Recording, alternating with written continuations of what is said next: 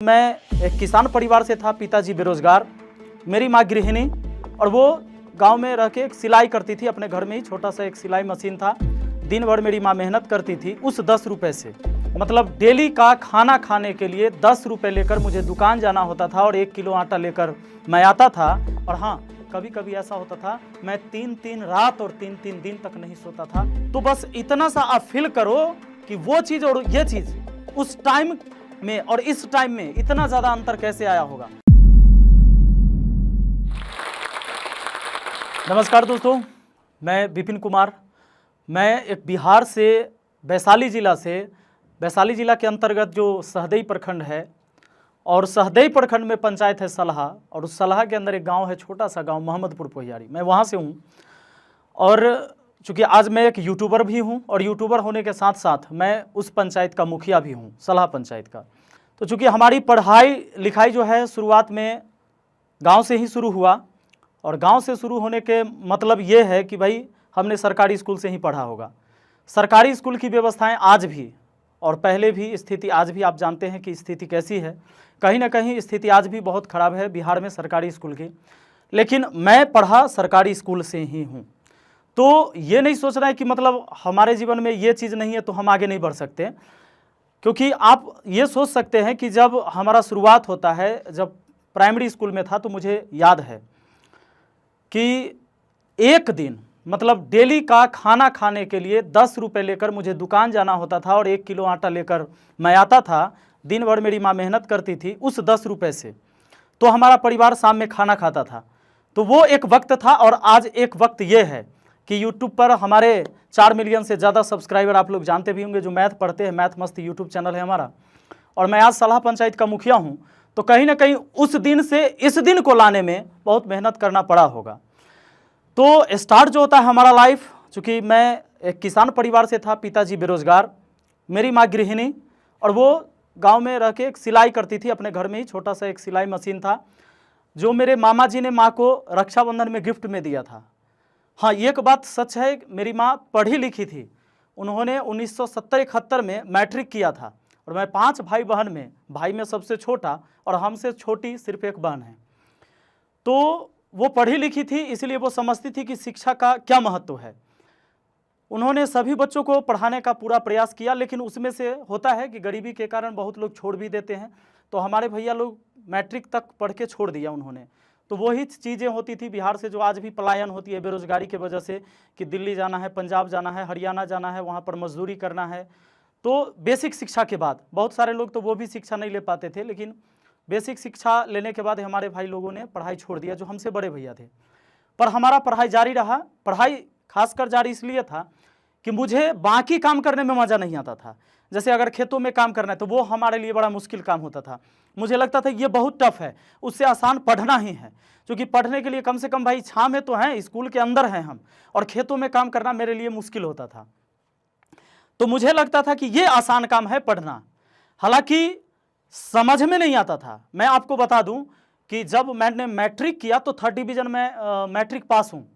Math मेरे लिए सबसे ज़्यादा कमज़ोर विषय रहा, और आज मैं मैथ ही पढ़ाता हूं।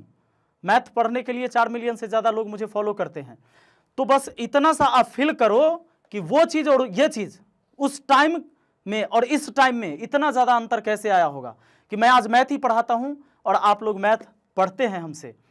तो दोस्तों, इसके पीछे मेहनत, और वो मेहनत इंसान को खुद करना पड़ता है। आपके बदले कोई नहीं कर सकता।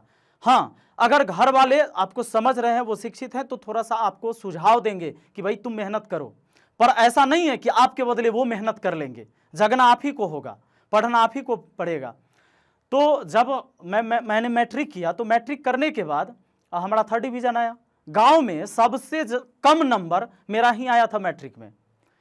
उसके बाद डर से, मैथ के डर से, मैंने मैथ इंटर में नहीं लिया। मैंने 12th किया बायोलॉजी से, मैथ को साइड में रखा। और साइड में मैथ रखने के साथ साथ जब मैंने 12th पास किया, उस समय भी मैं 3rd डिवीज़न ही पास हुआ। लेकिन मैथ में नंबर ज़्यादा आ गए थे, एक्स्ट्रा विषय मेरा मैथ था, मैथ में ज़्यादा नंबर आ गया। पर यह सच्चाई बात है कि वो मैथ में जो नंबर आ गया मेरे टैलेंट की वजह से नहीं आया है, ये सच बात है। फिर अभी तक मुझे ये समझ में नहीं आ रहा था कि मैथ मुझे सीखना कैसे है, क्योंकि बेसिक चीज़ जब तक आप मैथ का नहीं जानते हैं तो आप कोई भी सवाल को सॉल्व नहीं कर सकते। मैथ कोई रटने की चीज़ नहीं है, मैथ सीखने और समझने की चीज़ है। और जब आपको समझ में आने लगता है तो ये बिल्कुल आपके लिए आसान हो जाता है। उसके बाद मैं ITI करने लगा। तो ITI जो मैं कर रहा था उस समय की स्थिति, मेरे परिवार की स्थिति ये थी कि मैंने पिताजी से कहा, हमारे एक मित्र थे जो बेंगलोर जाकर इंजीनियरिंग कर रहे थे, चूँकि मेरे साथ ही पढ़े थे, तो उन्होंने कहा कि भाई आप भी चलो, वहीं हम लोग इंजीनियरिंग करेंगे। लेकिन हमारे परिवार सक्षम नहीं थे उस खर्च को उठाने के लिए, तो उन्होंने कहा कि नहीं, मना कर दिया कि भाई हमने पढ़ा दिया, मैट्रिक तक, इंटर तक पढ़ा दिया, अब हम इसे कुछ नहीं करवाएंगे, इसकी मर्जी होगी तो ये कर पाएगा, खुद से करे तो करे, वरना हमारे पास सक्षम हम नहीं है कि हम इन्हें पढ़ा सकते हैं आगे। तो मैंने लड़ के अपने पिताजी से कहा कि भाई या तो मुझे पढ़ाइए, नहीं तो हम जान दे देंगे। जान इसलिए दे देंगे कि अगर मुझे आप पहले से नहीं पढ़ाते हुए होते तो मैं आइसक्रीम भी बेचता कहीं जाके, लेकिन अब तो मुझे शर्म आएगी क्योंकि मैं अब इंटर तक पढ़ चुका हूं, कॉलेज तक मुझे लोग जानते हैं, तो अब मैं पढ़ाई ही करूंगा।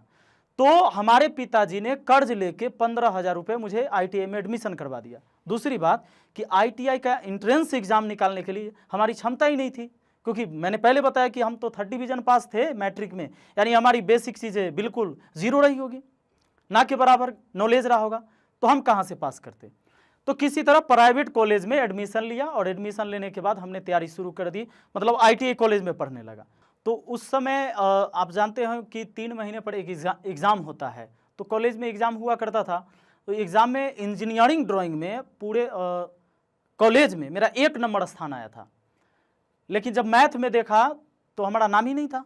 मैं ऑफिस में जाकर वहाँ से पूछा कि सर मेरा तो मैथ वाला में दिखा नहीं रहा कि कितना नंबर आया है मेरा। तो उन्होंने कहा कि जाके देखो 63 स्टूडेंट होंगे, उसमें कहीं ना कहीं होगा तुम्हारा। तो मैं जब गया तो मैं 63वां नंबर था मैथ में, मतलब मैं सबसे नीचे था। उस दिन मुझे एक झटका सा लगा और मुझे लगा कि मैं आज तक भागते रहा इससे, बहुत बार प्रयास किया समझने का, लेकिन समझ नहीं पाया। और क्यों ऐसा होता है कि मैं मैथ सीख नहीं पाता हूँ, ये इतना मुझे क्यों डराता है। मैंने इसे याद करने की भी बहुत कोशिश की, बहुत याद किया, सवाल सॉल्व किया हुआ याद कर लेते थे, कोचिंग में गए बोर्ड पर से उतार के जो नोट किया उसको याद कर लिया, लेकिन 4 दिन बाद 2 दिन बाद भूल जाते थे।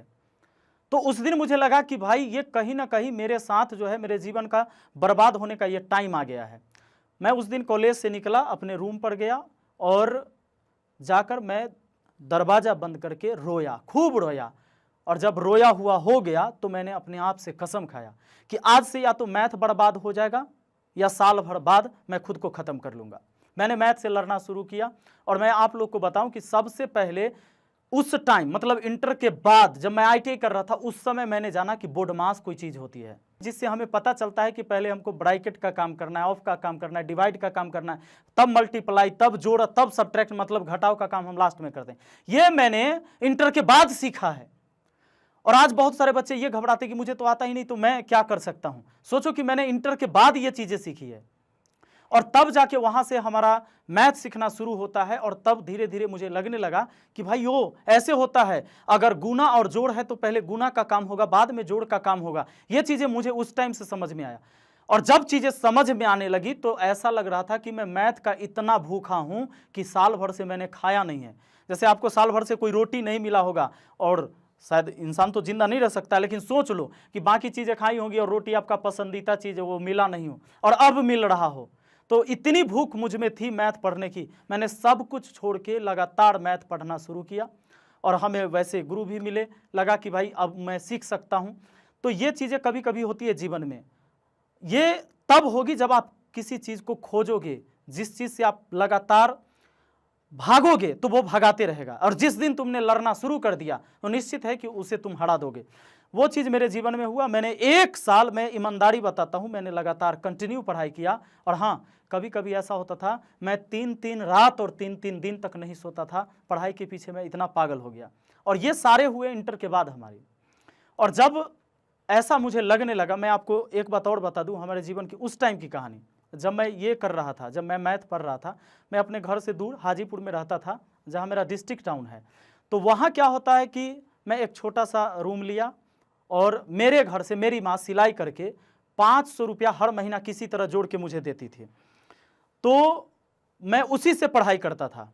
और मैं खुद बिहार बोर्ड से पढ़ा हुआ था, और शहर में या तो वहाँ सीबीएसई बोर्ड के बच्चे होते, तो मुझे ट्यूशन भी नहीं मिलता था पढ़ाने के लिए, क्योंकि मैं सीबीएसई बोर्ड से पढ़ा नहीं था, हमारी इंग्लिश अच्छी थी नहीं, तो मुझे ट्यूशन पढ़ाने के लिए भी नहीं मिलता था। वो 500 रुपये मेरी माँ जो मुझे जोड़ के देती थी, मैं उसी में गुजारा करता था। और उसके बाद शनिवार रविवार या किसी समय छुट्टी का काम मिलता था, तो आपने शुरुआत में देखा होगा उस समय एयरटेल, यूनियन और जो कंपनियां आई थी उनके बोर्ड लगते थे होर्डिंग, मैं उसका काम करता था। तो मैं होर्डिंग लगाता था लेबर मजदूर के साथ, और वो रात में ज़्यादातर लगती, जब पूरा शहर सो जाता है, शांत हो जाता है, तो उस टाइम वो बोर्ड लगता था, मैं उसमें काम करता था। और 150 रुपये पूरे रात काम करने को मुझे मिलते थे। तो दिन में पढ़ाई करना, रात में काम करना, वो काम मैं सिर्फ इसलिए करता था, पैसे कमाने के लिए नहीं, मैं वो काम इसलिए करता था कि हमारी पढ़ाई जारी रहे, मेरा पढ़ाई बीच में न छूट जाए। अब रही बात कि मैं प्रैक्टिस करता था, जो भी अपने क्लास से पढ़ के आता था, मैं एक सवाल को 10 बार बनाता था। अभी मैंने बनाया, फिर किसी टाइम और बनाऊंगा। अभी बच्चों को मैं देखता हूं, मैं कई सारे लॉज में भी गया, स्टूडेंट से मिले, तो हालांकि मैं अपने विद्यार्थी लाइफ में भी महसूस किया कि बच्चे क्या करते, खाना बना रहे तो वो बस खाना बना रहे। हमारा होता था खाना बनाते टाइम भी हम पढ़ते थे। अब मान लो कि खाना तुमने कुकर चढ़ा दिया है और चावल बन रहा है तुम्हारा, तो कुकर के सामने बैठ के इंतजार करने की जरूरत नहीं है, हम कम से कम 2-4 सवाल उतने देर में बना सकते हैं। तो मैं ऐसे अपने समय का यूज करता था। जब मैं कपड़ा धो रहा हूं तो माइंड में मैं कैलकुलेट करता था, सोचता था कि आज मैंने कौन कौन से सवाल मैथ के पढ़े हैं। तो ये चीजें होती है, जब तक आप पढ़ाई के पीछे पागल नहीं होंगे तो भाई कोई भी चीज हासिल नहीं होगी, और इतना आसान नहीं होता है। जबकि अगर आप लग जाओगे तो ये बहुत आसान है आपके लिए। एक बात याद रखना, अगर आज तक किसी भी विषय में अगर आप कमजोर हो तो ये पक्का है कि आप कहीं ना कहीं उससे उतनी ताकत से नहीं लड़े हैं जितनी ताकत से आपको लड़ना चाहिए था। आपने वो मेहनत नहीं किया है जितना आप कर सकते थे, ये सच्चाई बात है। मैंने मेहनत किया, और सच बताऊं केवल 1 साल मैंने इतनी मेहनत किया, उसके बाद एक बार मैंने इलाहाबाद बैंक का प्रीवियस ईयर क्वेश्चन जो एग्जाम हुआ था उसके क्वेश्चन आए थे, सामान्य ज्ञान दर्पण बुक में छप के आता था, 50 सवाल में मैंने 48 सवाल मैथ के कर लिए। और जब मैंने 48 सवाल सॉल्व किए तो मुझे लगा कि भाई मैं अब मैथ सीख चुका हूं। ये 2 सवाल मैंने अपने गुरुजी से पूछा, गुरुजी ने कहा कि ये सवाल ही कुछ टेढ़ा था, तुम्हारे आउट ऑफ सिलेबस से था, मैंने पढ़ाया नहीं था। तो उस दिन मुझे लगा कि भाई ये मुझे, अब तो मैं मैथ सीख गया हूं। और तब मुझे लग रहा था कि जो बच्चे मेरे जैसे कमजोर होंगे, जिन्हें मैथ से इतनी डर लगती होगी, उनको ऐसे पढ़ना चाहिए था जैसे मैंने पढ़ा है। तो उस दिन से मेरा जो है इरादा बदल गया। अब मुझे लगा कि मैं पढ़ाऊंगा। बाद में मैंने इस देश में एक बहुत बड़ा नाम चल रहा था, एक लर्निंग प्लेटफॉर्म जिसका नाम नहीं लूँगा मैं, उस पर भी मैंने पढ़ाया था। लेकिन वहाँ पर क्या होती थी कि मनमौजी फीस लिए जाते थे मेरे नाम पे। तो ऑनलाइन 2017 में मैंने यूट्यूब चैनल बनाया। अच्छा, यूट्यूब की भी मुझे ज़्यादा जानकारी नहीं थी, और फिर भी यूट्यूब चैनल हमारा बना। वो इसलिए बन गया था कि मैं एक बार कोई सवाल के बारे में गूगल पे सर्च कर रहा था, और गूगल ने मुझे सजेस्ट कर दिया यूट्यूब। तो वीडियो मैं यूट्यूब पर देखने लगा। तो यूट्यूब पर पढ़ने मैं उस क्वेश्चन का सॉल्यूशन यूट्यूब पर देख रहा था। तो मुझे लगा कि ये यूट्यूब का कोई टीचर होगा जो यूट्यूब पर पढ़ाता होगा, वीडियो डालता होगा, या वीडियो यूट्यूब अपलोड करता होगा। उस समय तक मुझे ये नहीं पता था कि मेरे जैसे लोग भी यूट्यूब पर पढ़ा सकते हैं। पहले मुझे ये लगा था कि यूट्यूब वीडियो डालता है। फिर धीरे धीरे मुझे पता चला कि नहीं, यूट्यूब पर कोई भी व्यक्ति अपना अकाउंट बनाकर वीडियो डाल सकता है। मुझे लगा कि मैं भी तो मैथ अच्छा पढ़ाता हूँ, मैं भी मैथ की वीडियो डाल सकता हूँ। तब मैं ऑफलाइन कोचिंग पढ़ाया करता था। 2011 से मैंने ऑफलाइन पढ़ाना शुरू कर दिया था। 1 दशक मैंने इस उम्र में पढ़ा लिए हैं, और आज हमारी उम्र 31 साल पार हो गई है, 32वें मैं जा रहा हूँ, लेकिन 1 दशक मैंने मैथ पढ़ा दिया बच्चों को।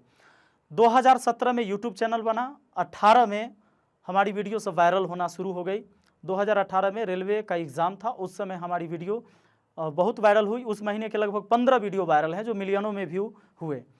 उस समय से बहुत सारे बच्चे मुझे जानने लगे, और तब जाके हमारी स्थिति जो है सो बहुत अलग हो गई। और जो एक था कि आर्थिक प्रॉब्लम जितनी थी वो मेरा सॉल्व होना शुरू हो गया। और आज आप लोग की दुआएं हैं, आप लोग का प्यार है, आप लोग का सपोर्ट है, जिसके वजह से आज ये तो निश्चित है कि वो 10 रुपये उस समय जो लेके हम दुकान जाते थे, उस दिन आटा खरीद के लाते थे, तब घर में खाना बनता था। आज स्थिति ये है कि भाई अपनी ज़िंदगी बहुत अच्छे से मैं गुजार सकता हूँ। तो एक चीज़ याद रखिएगा, जब तक आप अपनी भला नहीं कर पाएंगे तब तक आप किसी का भला नहीं कर सकते। इसलिए विद्यार्थी लाइफ में थोड़ा स्वार्थी बनना जरूरी है। स्वार्थी मैं इसलिए कह रहा हूँ कि अपने लिए समय आपको निकालना पड़ेगा। आपको अपने आप को निखारने के लिए आपको समय निकालना पड़ेगा। जब तक आप अपने लिए समय नहीं निकालेंगे, आप अपने आप को अच्छा नहीं बना पाएंगे, आप समाज को कभी बेहतर नहीं बना सकते।